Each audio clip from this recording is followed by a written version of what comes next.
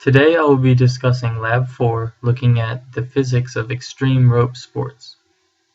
For this lab, we are going to simplify these sports to a spring mass system, which is just a mass on the end of a spring. And the objective of this lab is to track and model a spring mass system moving in an oscillating motion. The results of this lab were that the observed data recorded in Tracker and the computational model that I created were very close, with a slight loss of momentum in the observed data, and we will talk about why that is later. The first main physics principle that we will be using is Newton's second law, or the momentum principle. This is the same principle that we have been using for the past 3 labs, and is defined as the final velocity equals the initial velocity plus the net force over mass times the change in time. And this can be rearranged to say that the final position is equal to the initial position plus the velocity times the change in time. Another principle we will be using is the spring force formula, which is defined as the force due to the spring is equal to the spring constant times the stretched length minus the relaxed length, which can also be written as S.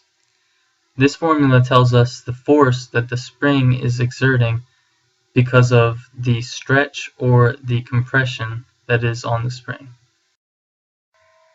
The last principle that we will be using for this experiment is the energy principle, which states that the change in total energy is equal to the change in kinetic energy plus the change in potential energy, which we have split up into the potential energy due to gravity and the potential energy due to the spring. And these 3 formulas can be written as the kinetic energy equals 1/2 mv squared, the potential energy due to gravity is mgh, and the potential energy due to the spring is 1/2 ks squared. This is the video we received to analyze in Tracker.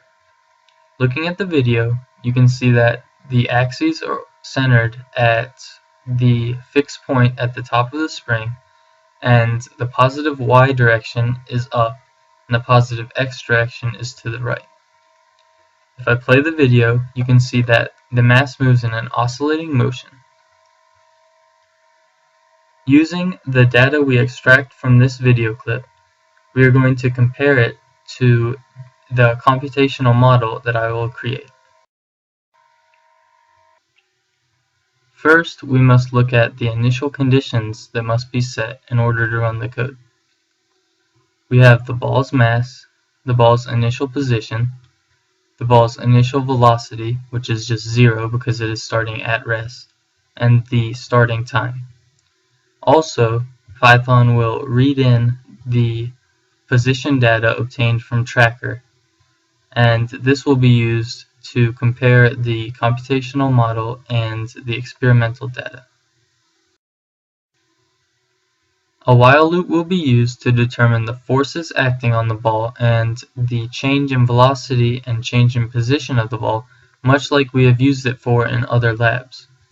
This while loop will also update the information pertaining to the spring, which we need to determine the forces due to the spring, and all of the different energy changes that we need to graph in order to look at how the energy changes throughout the motion.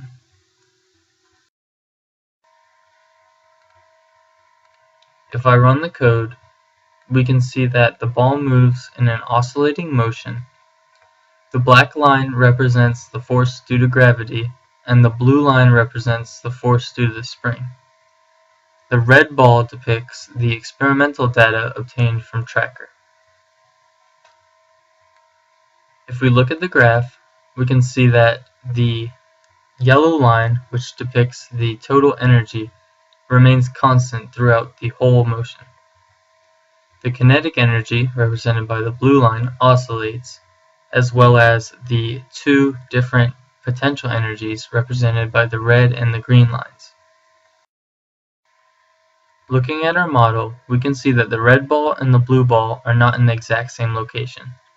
This means that there was some form of error in our experimental data.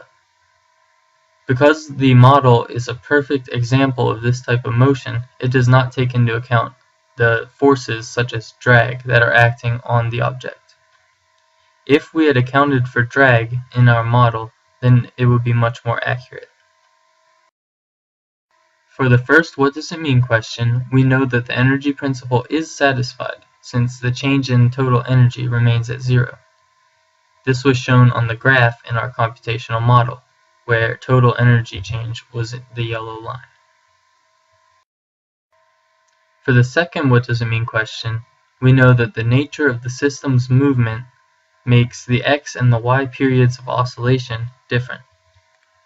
If we look at the graphs in Tracker, we can see that the x period, which is about 1.7, is larger than the y period, which is about 1.5.